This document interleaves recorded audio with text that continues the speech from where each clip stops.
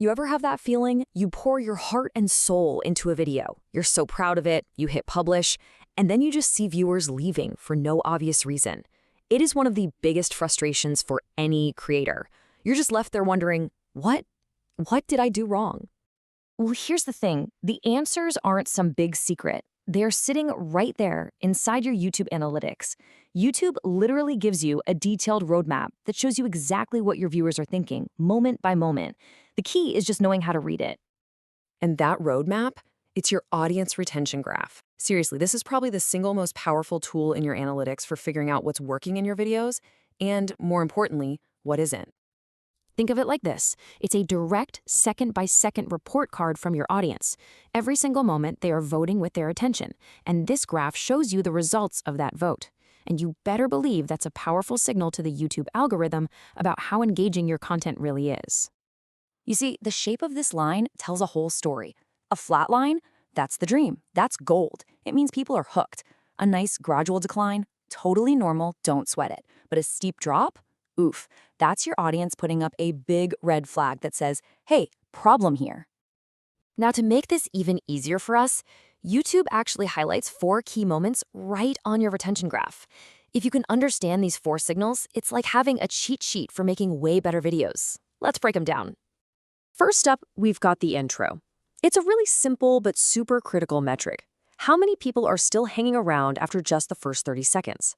This is your first and, you could argue, most important test. So why 30 seconds? What's so magic about that number? Well, it's because YouTube's algorithm puts a huge amount of weight on this initial period. If you can't hold a viewer's attention for that long, YouTube is just way less likely to show your video to more people. It is quite literally a make or break moment. And this gets right to the heart of why people click. Your thumbnail and your title, they make a promise, right? A strong intro immediately tells the viewer, yep, you clicked on the right video. A weak intro makes them feel tricked, and poof, they are gone. Instantly. Okay, next up, continuous segments. These are the parts of your video where that retention line is nice and flat, or maybe just sloping down ever so slightly. This is your good stuff. This is the content that is really, truly hitting home with your audience. You should really think of these segments as your blueprint for success. Your audience is literally pointing at the screen and saying, hey, we love this, give us more of this. Your next big video idea is probably hiding right here in your own data. All right, now for my favorite part, spikes. These are these awesome moments where the graph actually goes up. Yeah, up. It means people are rewinding to watch that part again, or maybe even sharing a time-stamped link to that exact moment. But you gotta be a detective with spikes. They can mean one of 2 things. Was it a killer joke or a mind-blowing visual that people just had to see again? Amazing, do more of that. Or did you explain something so confusingly that people had to rewind just to figure out what you were saying? One is a sign of delight, the other is a sign of confusion. You have to watch it back to find out which it is. And of course, for every spike, there is its evil twin, the dip.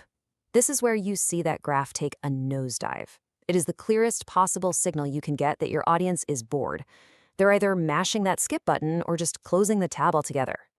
You know, dips are your best teachers, but they are absolutely ruthless. Were you rambling? Did you repeat the same point 3 times? Did you leave your logo on screen for 10 seconds?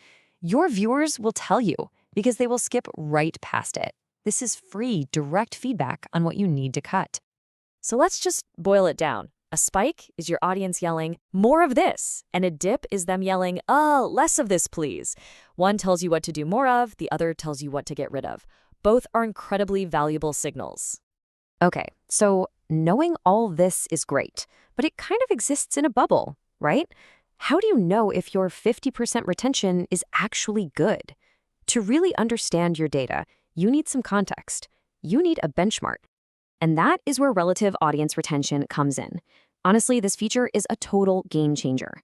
It lays your retention graph right on top of the average for all other YouTube videos of a similar length. So now you can see in an instant if you're above average, at average, or below. It tells you if you're doing okay or if you've really got something special on your hands. Okay, so we've learned how to read the map. Now it's time to actually use it to get where we want to go, which is channel growth. Let's turn all these insights into a real, actionable feedback loop. So here's your 4-step action plan. Super simple. Step 1, fix your hook. If that 30-second number is low, make your next intro punchier. Step 2, clone your success.